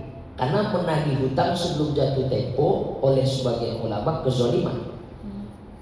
Ibu itu janji bayar hutangnya bulan Desember. Bulan September, saya tengok dia di Instagramnya umroh dia dengan Samira, Pak Ustaz. Wah, hutangnya ada, kok dia bisa umroh? Saya tanya, dia janji sama ibu bulan apa? Desember. Dia umroh bulan apa? September. Apa masalahnya? Dia belum jatuh tempo. Nah, tapi kalau dia janji bulan September, hutangnya 30 juta. Rupanya di bulan yang sama, di tanggal yang dia janjikan kepada saya tengok dia sedang di tanah suci. Ini bolehlah kita sedikit ya, agak gimana namanya itu. Nah, 1, catat, kemudian pastikan jatuh temponya kapan. Setelah jatuh tempo, tagih. Ketika dia belum sanggup bayar, contoh, memang dia sedang susah, maka dalam Quran itu pun disebut beri dia kelonggaran. Apa ibu kira-kira ada duit nih buat akad ulang? Kapan nih? Bulan apa ibu bisa? Bulan Mei. Apa maksudnya? Maybe yes, maybe no. Bisa jadi iya, bisa jadi enggak. Nah, jangan, jelas bulan Mei, tahun sekian, tanggal sekian, jam sekian. Oke, nanti saya datang lagi ya. Ya, bulan Mei datang. Tagih lagi. Enggak juga dia sanggup bayar, Pak Ustaz. Saya tengok hidupnya semakin susah. Kalau sudah macam itu, dalam Quran Allah sebut, engkau sodakohkan itu lebih baik. Kalau engkau sodakohkan itu lebih baik. Tapi ayat ini yang menghafal, yang tahu ibu yang menghutangkan orang. Jangan yang berhutang itu yang menghafal ayat itu. Ibu datang ke tempat dia, sampai di situ, ibu sodakohkan lebih baik. Ibu yang punya hutang yang harus tahu ya. Nah, kalau engkau sodakohkan itu lebih baik kata Allah. Kalau Allah cakap macam itu, pasti di sebalik itu akan ada kebaikan yang akan Allah siapkan untuk ibu. Satu pilihan, tapi ada pilihan yang lain. Apa pilihan yang lain? Saya ingin dia ini Pak Ustadz, jangan mudah saja dia makan haram macam-macam. Rupanya bukan saya saja satu orang. Ibu sana dah kena pula sekian juta, ibu situ dah kena pula puluhan juta, macam-macam. Ada ibu kwitansinya, ya. Bermaterai tidak, ya. Siap. Cari polsek terdekat, laporkan. Itu juga cara kadang untuk membuat orang. Tapi tengoklah, memang dia apa namanya itu. Kan kadang ada orang tuh kayak gitu ya. Tapi ada orang memang karena terdesak dulu dia minjam. Rupanya setelah itu ekonominya semakin surut. Iba pula kita nengoknya Pak Ustaz. Ibu sodakohkan itu lebih baik. Nanti akan diganti. Tapi Pak Ustaz dia nggak mau bayar Pak Ustaz. Kemudian sepekan setelah itu saya tengok dia ada di dekat patung singa, Singapura, jalan-jalan. Oh, ini nggak bisa, ya. Bermodalkan catatan tadi, ibu halal untuk melapor ke satu badan hukum di negara kita ini yang diakui, itu, ya. Tapi ingat, disodakokan seandainya ibu ibadah dan lain sebagainya macam tadi. Sekarang dia, lalu bagaimana dengan dia nanti? Dia urusannya dengan Allah. Yang penting kita lepas, kita plot. Karena kalau ibu tidak macam itu, ibu akan tersiksa juga sendiri. Setiap menengok dia, mau muntah kita. Ibu kenapa cepat kali tadi keluar? Nengok dia mau muntah saya. Ingat aja saya terus. Jadi supaya kita pun beban hidup kita ini hilang, dah macam tadi cerita. Nah, ya Bu ya. Oke, itu jawabannya. Iya, terima kasih penjelasannya Ustaz. Ini itu hanya satu kasus, sebenarnya bukan kita sangat banyak sekali. Ya. Jadi dengan yang Ustaz jelaskan tadi, kasusnya bukan hanya satu orang ya Ustaz. Ya. Mungkin kalau dihitung lah itu. Cuma awalnya memang nggak ikhlas, tapi alhamdulillah karena sudah dapat ilmu dari Pak Budi dan ikut kajian terus bergabung dengan Samira ini sangat luar biasa ilmunya, apalagi dengan Pak Budi Pak, magnet rezekinya. Jadi memang berusaha untuk ikhlas itu tidak mudah, bertahun-tahun. Akhirnya ya seperti tadi lah, jadi solusinya memang dari kemarin itu gimana lah dengan orang ini. Orang ini dia awalnya datang baik-baik dengan suaminya, sambil nangis 1 minggu. Kemudian pokoknya saat ditagih udah tepat waktunya, tidak ada, dia lari.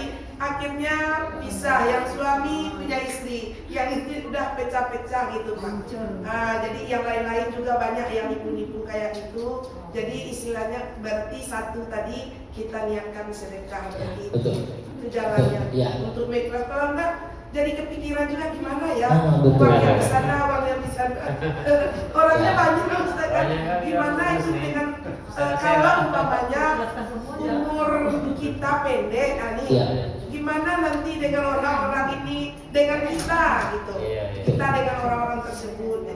Jadi solusinya niatkan sedekah. Terima kasih Ustaz pencerahannya. Jadi awal untuk tawasul, untuk bangun tawasul ini Iya, tawasul. Ya, betul. Nah, jadi kan itu sebagai tawasul. Ya Allah, si Anu dulu punya utang sekian, si Bulan dulu punya utang sekian. Hamba rilakan ya Allah, hamba sodakokan ya Allah. Kalau itu engkau pandang sebagai amal solehku ya Allah. Nah, minta kepada Allah. Mudah-mudahan lagi gimana kadang dulu sudah bertawasul. Ya muqallibal qulub. Allah yang maha membolak-balikkan hati. Berarti Allah punya kehendak pula hatinya dibolakkan lagi oleh Allah. Ya boleh aja, itu kan hak kita. Soalnya sedekah awalnya kan sudah terbuka. Ya, tapi kalau sudah tersampaikan kepada dia, saya yakin kalau sudah kita sampaikan kepada dia sampai kiamat pun nggak juga akan dikembalikannya. Kalau sudah sampaikan dulu ya. Tadi kan bertawasul, saya jadikan ini. Boleh. Allah membalikkan hatinya, boleh kita terima. Boleh, nggak apa-apa. Kita kan masih punya hak. Kita doakan mereka itu banyak rezeki. Banyak rezeki. Nah, jadi caranya begini, ya Allah, kalau dia nanti banyak rezeki, lunakkan hatinya untuk datang kepada Aku ya Allah, untuk mengembalikan. Tapi kalau dia memang tidak sanggup ya Allah, hamba akan jadikan itu sedekah terbaik hamba. Itu solusinya. Karena banyak juga ibu-ibu ini berdoanya beda kok Bu.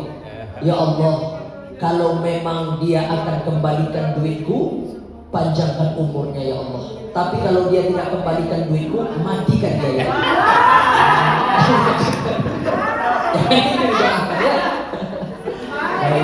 Oke, jadi caranya doa yang macam tadi. Oke, baik. Ibu angkat tangan dari tadi, silakan. Gimana mau mengikhlaskan tadi mau hamil jadi minyaknya? Baik. Karena itulah jenazah yang sedang terbujur di masjid atau di tengah-tengah rumah memang mustahab ya, dianjurkan satu orang ahli warisnya naik. Alhamdulillah di Minangkabau, di Padang masih pakai macam itu Pak Budi, aku tengok ya. Apa kata ahli warisnya? Hutang piutang. Kalau ada, biasanya gitu tuh. Kalau yang ringan-ringan bisa diikhlaskan, terima kasih banyak. Tapi kalau rasanya berat untuk diikhlaskan karena jumlahnya banyak, silahkan datangi kami ahli warisnya. Saya dapat kabar ahli warisnya itu pun tidak mau bayar sebetulnya. Tapi itu cakap-cakap aja ya kan. Tapi jadilah ya, untuk lipstick dekorasi, untuk gimmick jadilah ya. Nah jadi intinya begitu. Tapi ingat, walaupun banyak, yakin. Nah, ini akidah lagi nih, yakin bahwa Allah tidak akan kurang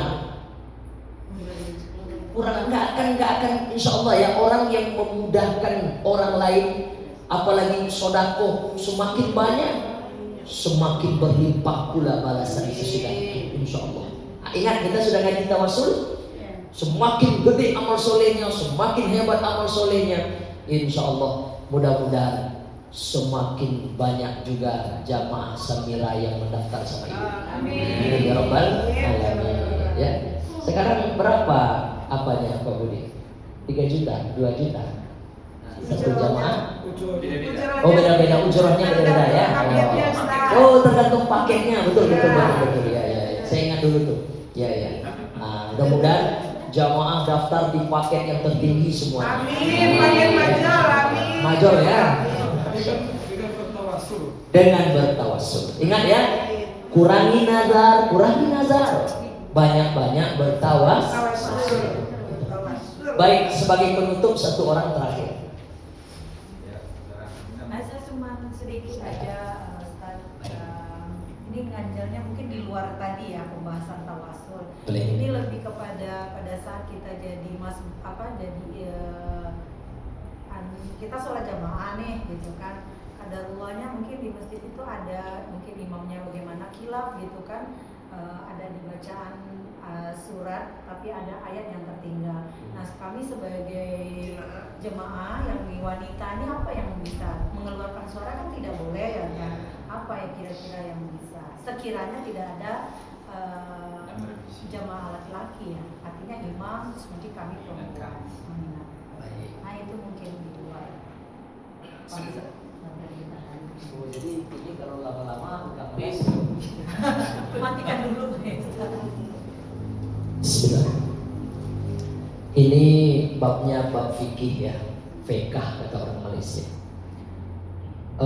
Kalau masalah fikih ini banyak pendapat ulama. Ya, setidaknya Ahlussunnah wal Jamaah itu mengambil 4.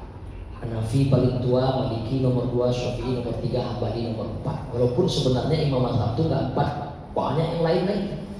Tapi kenapa yang 4 ini masyhur, terkenal, populer? Karena 4 ini ditulis ilmunya, pendapat-pendapatnya, sejarah hidupnya oleh murid-muridnya.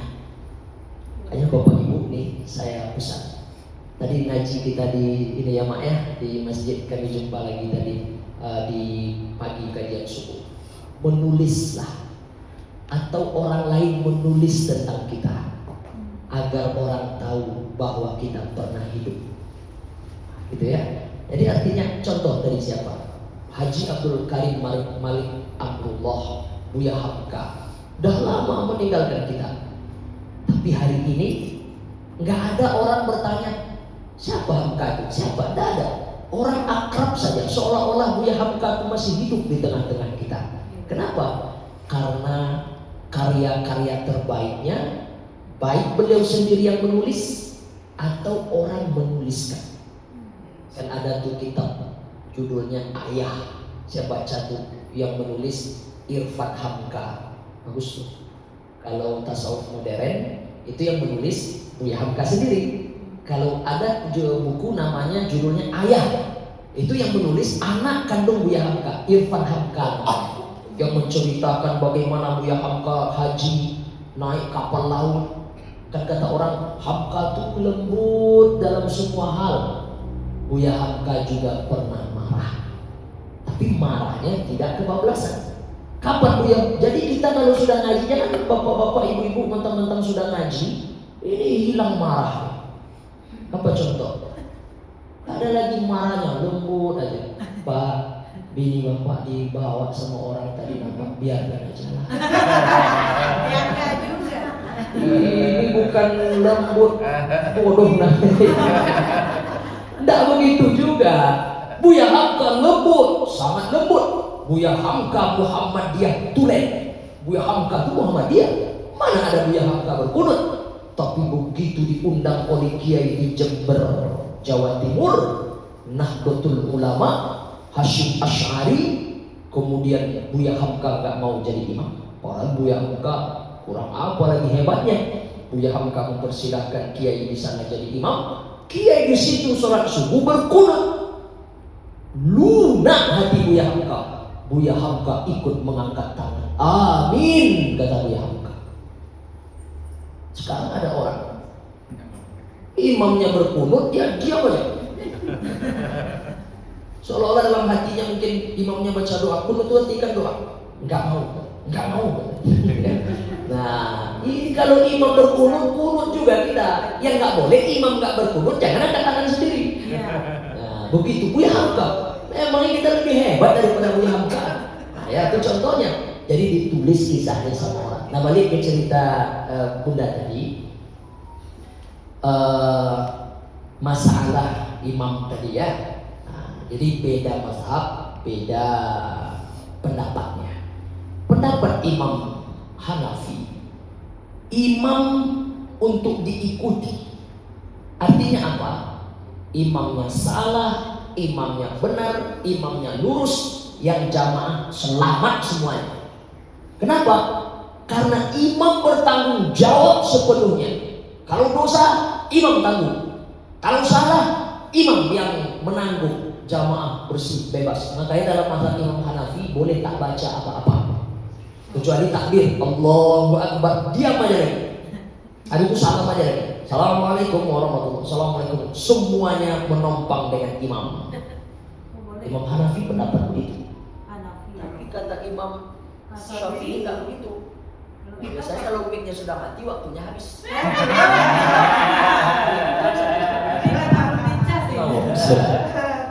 Mari mati dulu ya.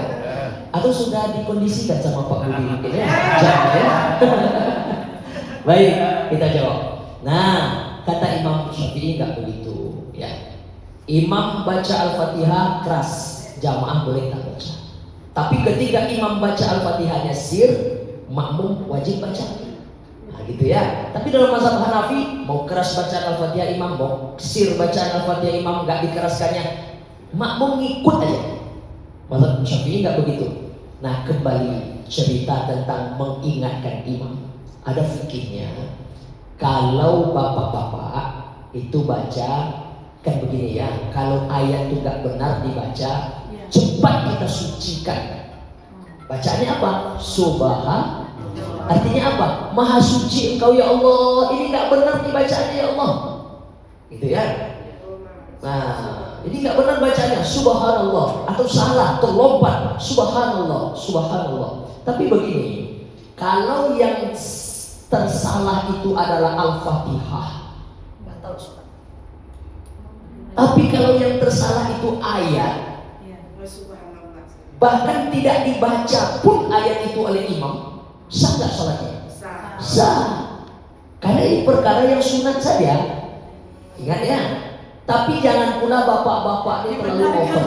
Ada bapak-bapak terlalu over. Saya hafal betul tuh beberapa masjid. Imamnya sebenarnya hanya karena ingin menelan air ludah, berhenti imamnya. Bukan dia nggak hafal, bukan dia tersalah. Bapak di belakang cepat, subhanallah. Bahkan disambungnya ayat imam tuh. Dia hafal pula ayat tuh kan? Nggak boleh. Fikihnya baca yang benar. Kapan jamaah boleh mengingatkan imam menyambung ayatnya atau mengingatkan? Ketika imam berhenti, berarti dia minta ditolong. Kalau imamnya masih mencoba, contoh dia baca Qul ya ayyuhal kafirun, kita kan nggak tahu entah dia maksudnya Qul huwallahu ahad atau apa. Ada pernah kejadian sekali Qul bapak di sini semangat ya. Qul ya ayyuhal kafirun. Imamnya egois juga, nggak mau dia tunjukkan, digantinya ya Qul huwallahu ahad. Malu kan? Iya kan? Habis itu dia sendiri cerita, saya rencananya tadi memang Qul ya ayyuhal kafirun saya baca Ustaz, cuma saya nggak mau diingatkan, saya ganti Qul huwallahu ahad. Nah ya, jadi jangan terburu kita. Selagi imam mencoba, berarti dia sedang berusaha. Kul, biarkan dia terus mengingat-ingat berusaha. Tapi kalau dia sudah berhenti dia, berarti dia minta ditolong. Tapi ada lagi imam yang egois, begitu ditolong langsung dia ruku. Allahu Akbar. Ya kan? Saya setuju juga dengan imam-imam yang seperti ini. Karena Karena banyak bapak-bapak itu panjang ceritanya nanti kalau kita diajarinya dari belakang tuh. Oh, tadi imam tuh selesai kan. Untuk kan gua di belakang. Ya, nah, jadi maksudnya apa? Ini perkara-perkara kan banyak imam tuh ini masalah ayat ya. Jadi bukan masalah Al-Fatihah. Jangan imam tersesat Al-Fatihah ya. Nah, jadi boleh-boleh saja jamaah ingatkan misalnya subhanallah atau ingatkan sambung ayatnya kalau kita hafal. Ibu-ibu gimana? Ibu-ibu memang ada pendapat jangan bersuara tapi dengan tangannya di enggak. Jadi begini, kalau bisa nih supaya jangan terlalu banyak gerakan yang bisa membatalkan sholat, diginikan saja. Yang begini. Karena dalam mazhab Imam Syafi'i berulang 3 kali berturut-turut gerakan di luar gerakan sholat yang biasa dilakukan batal sholatnya. Ya, jadi sekali aja. Biarkan dulu, jangan berturut-turut, jangan begini. Batal sholatnya. Ya, menggaruk pun kan begitu diajarkan ulama kan, gatal. Sekali, biarkan dulu agak ada jeda, ada spasinya. Baru begitu lagi. Tapi kalau begini, kalau sholatnya, ya. Nah, begitu. 3 kali maksimal gitu kan? 3 kali maksimal, ya. Tapi jangan berulang-ulang. Tapi kalau enggak juga imamnya ngeh atau gimana terserah lah. Pasrah tapi tak rela. Karena memang akan membuat kita jadi sedikit kok enggak ya, jadi hati kita jadi agak sak sedikit gitu loh. Betul. Kita kan maunya sempurna walaupun nggak sempurna jadi khusyuknya agak buyar juga. Makanya 14 syarat imam itu yang ditulis kita oleh Imam Syafi'i. Jadi menjadi imam itu 14 syaratnya. Salah satunya apa? Salah satu nih, walaupun menikah itu adalah syarat yang ke-14 yang terakhir ya. Nah, tapi itu masuk juga. Saya tidak mengatakan anak bujang tak boleh jadi imam. Bagus-bagus bacaannya. Kadang kan orang kondisinya kenapa menikah dimasukkan satu oleh Imam Syafi'i, satu di antara syarat dari imam, karena dianggap orang yang sudah menikah jiwanya lebih tenang, lebih stabil. Tapi hari ini banyak juga setelah menikah tuh nggak stabil Pak Ustaz. Iya.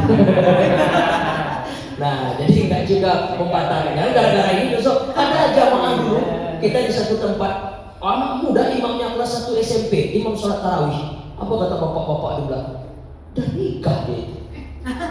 Ke situ ya. Pak, nikah itu syarat nomor 14. Syarat pertama, hafalan Qur'annya bagus.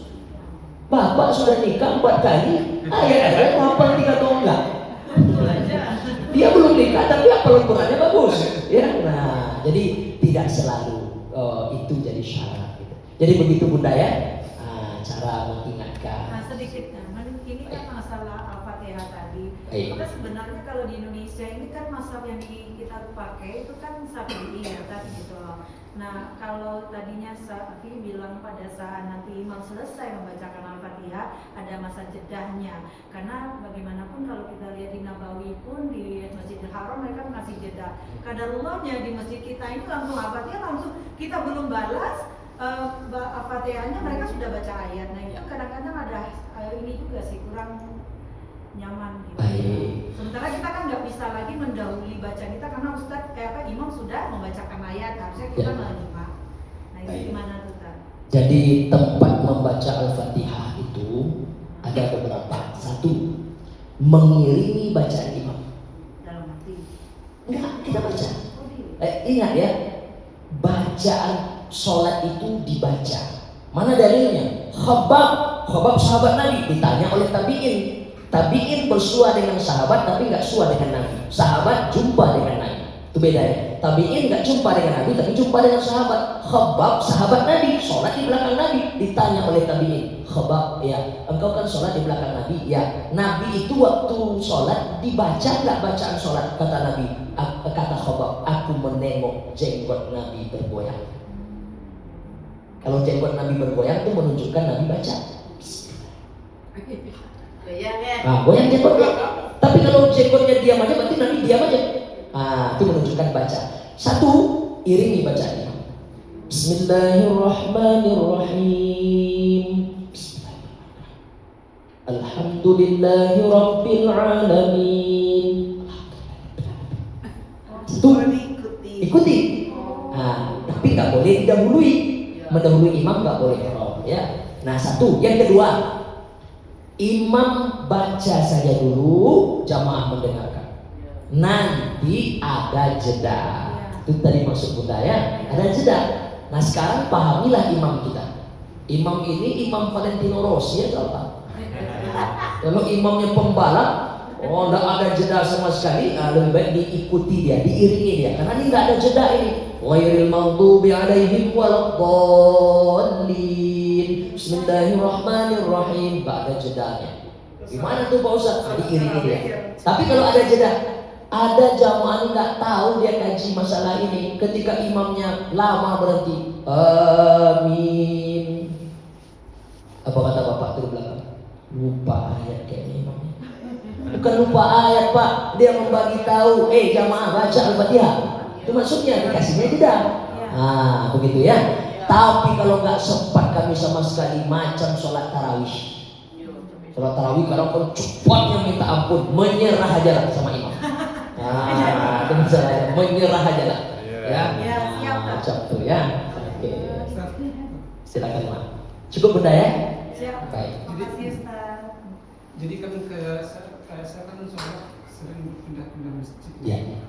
Dan saya perhatikan baca imam itu ada yang betul, ada yang baca tajwidnya salah total. Ya.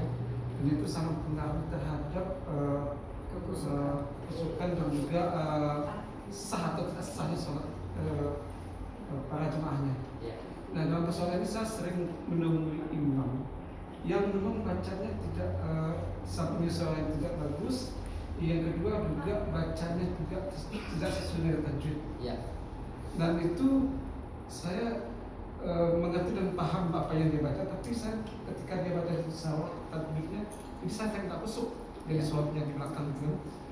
Nah dalam persoalan ini saya sering satu begitu kan, tapi saya bagaimana cara saya menasihati orang ini, saya takut orang tersinggung atau dia marah ketika saya nasihati, dan ini saya sangat sulit untuk memberitahu ke orang tersebut gitu kan. Kalau saya kasih tahu gimana ya, saya tahu nanti orang marah atau saya nasihati nanti dia marah sebenarnya. Itu yang terasa di pikiran saya gitu. Dan juga saya sering dengan orang azam yang bacanya juga nggak bagus, baca nggak bagus, juga salah tajwidnya. Saya sudah juga menasihati orang ini. Bagaimana saya menasihati orang ini supaya dia bisa berubah gitu kan? Atau saya langsung menasihati secara face to face gitu kan, dengan cara bahasa yang bijaksana gitu. Ya. Baik, terima kasih Mama. Saya tidak mengecilkan peran imam ya, karena saya juga bertahun-tahun dulu waktu kuliah imam masjid di beberapa masjid. Nah setelah tamat baru saya tidak di masjid lagi tinggal. Imam ini kadang banyak juga yang egois. Jadi cara menasihati terbaik itu adalah laporkan kepada pengurus, ganti imamnya. Ganti imamnya. Nah, ya, sampaikan dengan argumennya. Nah, yang benar itu kan begini. Jangan kita gini aja. Bapak menganggap bacaan imam kami salah. Menurut Bapak yang benar yang mana? Nah, kali kacau pula kita ya. Yang mana ya? Sampaikan dengan argumen. Argumen kan itu maksudnya. Jadi tidak statement saja, tapi argumen, lengkapi dengan tadi dia menyebut apa nama contohnya ya? Bismillahirrahmanirrahim. Itu kan hanya kecil ya. Him, bukan him, gitu. Itu contoh. Nah, kalau memang benar, saya berharap ya imamnya diganti. Ya, itu paling menyelamatkan. Karena kalau kita, maaf nih, ini pengalaman. Kalau kita menasehati imamnya itu langsung, atau pengurus tadi yang menasehati imamnya, atau diikutkan dia khusus imam, ya. Jadi jangan asal pilih gitu ya. Makanya tadi itu Imam Syafi'i ketat sekali, 14 syarat imam. Bacaannya, ya, kemudian nagomnya, hafalannya, kejernihan pikirannya, macam-macam itu masuk. Ya, nah jadi saran saya kalau yang macam tadi sampaikan saja kepada pengurus, berani di atas yang benar. Nah, ini kan kadang kita takut menyampaikan karena main perasaan, jangan main perasaan. Di sini ini saya anggap benar, maka saya harus sampaikan. Diterima atau tidak, saya sudah berlepas diri. Besok di hari kiamat kita nggak ditanya lagi. Macam itu ya. Makanya Bapak Ibu ini terakhir, begitu ya Mak ya. Nah terakhir kita syiar ini, jangan dengarkan cakap orang. Bismillahirrahmanirrahim, tawakkaltu 'alallah la haula wala quwata illa billah. Dah luruskan niat lillahi ta'ala. Kalau cakap orang yang kita dengarkan, batal kita menegakkan kebenaran. Ngajak orang haji umroh ini baik apa enggak baik? Baik. Baik. Sudah. Baik dalam pandangan Allah, selesai. Jadi jangan dengarkan cakap orang macam-macam, ya nanti bisa patah semangat Bapak Ibu. Saya sudah mencoba soalnya. Ya. Tapi kalau kita karena Allah, Allah yang akan meneguhkan hati kita. Begitu. Cukup ya. Pas ke 12 ya.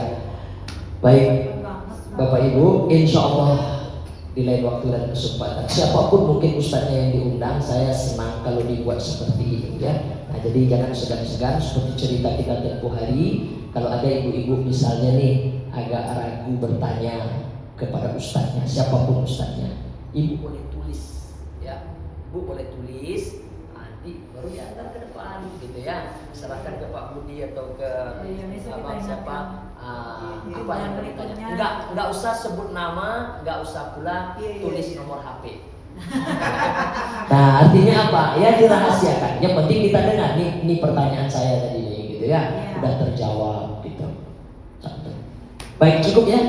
Kita cukupkan sampai di sini. Mohon maaf kalau ada salah dan silap atau yang kurang pada tempatnya. Pak Budi seperti yang tadi saya harus meninggalkan tempat ya. Nah insyaallah lain waktu dan kesempatan tidak bisa mempersamai Bapak Ibu untuk acara-acara berikutnya karena saya harus mengejarkan ke pengambilan ya. Baik, demikian yang dapat disampaikan. Insya Allah mungkin di lain waktu dan kesempatan. Karena kalau makan tak gage-gage nggak nikmat. Jadi kapan-kapan lah, bila-bila lah kan. Demikian yang dapat disampaikan. Mohon maaf kalau ada salah dan silap atau yang kurang pada tempatnya. Kita baca doa kafaratul majelis.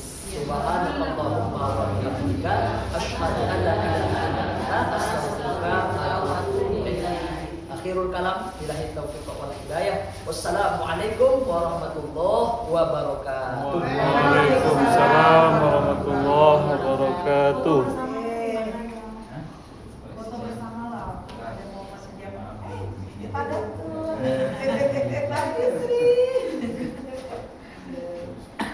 Siap-siap. Ayo. Lagi, kita mau pamit. Kita foto dulu deh, kita sholat.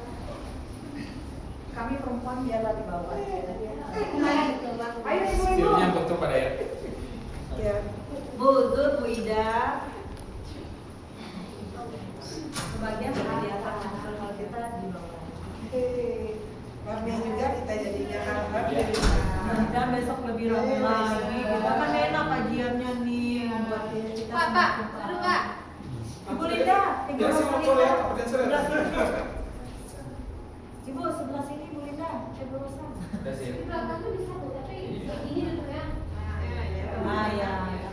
Kalau panjang, Bu, sebelah sini Bu. Masuk belakang ada. Lututnya didirikan. Besok mitra-mitranya kalau udah ada seragamnya dipakai ya. Di belakang kok nggak kelihatan nanti Bu. Salam 3 masjid, salam 3 masjid. Lagi di belakang Bu. Yang mana? Salam 3 masjid. Iya. Biar gampang aja rame kita. Nah. Ini ya, Masya Salam 3 masjid.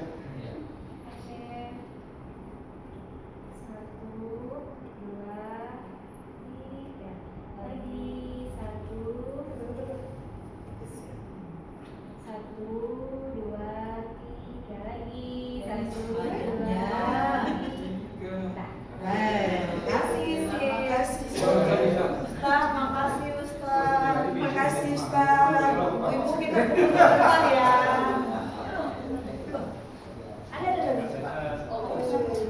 tawasul ya Kak.